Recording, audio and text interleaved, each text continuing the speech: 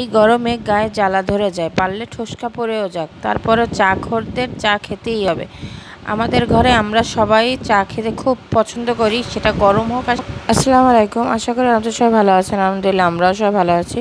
এটা ছিল শুক্রবার দিন বিকালের নাস্তা হিসাবে, ঘরের নাস্তা হিসাবে কিছুই ছিল না, তা ফ্রিজে থেকে চটপটি বের করে নিলাম আর সব কিছু তৈরি করলাম।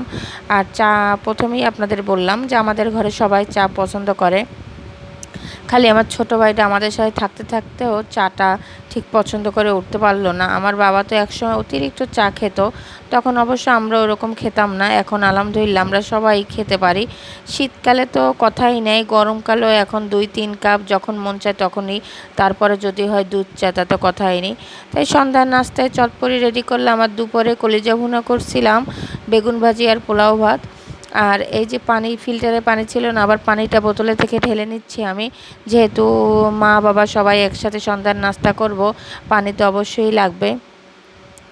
তারপরে যে পানি ঢেলে বিকাল জগে একটু পানি নিয়ে নিলাম। এখানে ঠান্ডা পানি মিশিয়ে খেলে, গরমে তো ঠান্ডা পানি ছাড়া কিছু খাওয়াই যায় না। তারপরে চটপটি হয়ে গেল, চটপটি মিক্স করলাম। ওদিকে আপনার দুধটা ঘন করে জ্বালিয়ে নিচ্ছি। দুধ চা আবার যতটা ঘন করে নেব ততটাই মজা লাগে। তারপরে যে চা রেডি করলাম, চটপটিও রেডি করলাম, সবাই একসাথে বসে।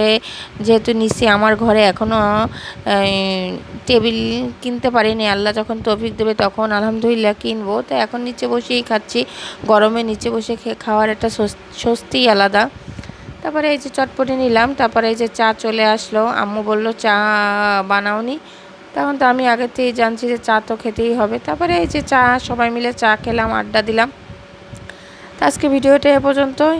আল্লাহ হাফেজ, আসসালামু আলাইকুম।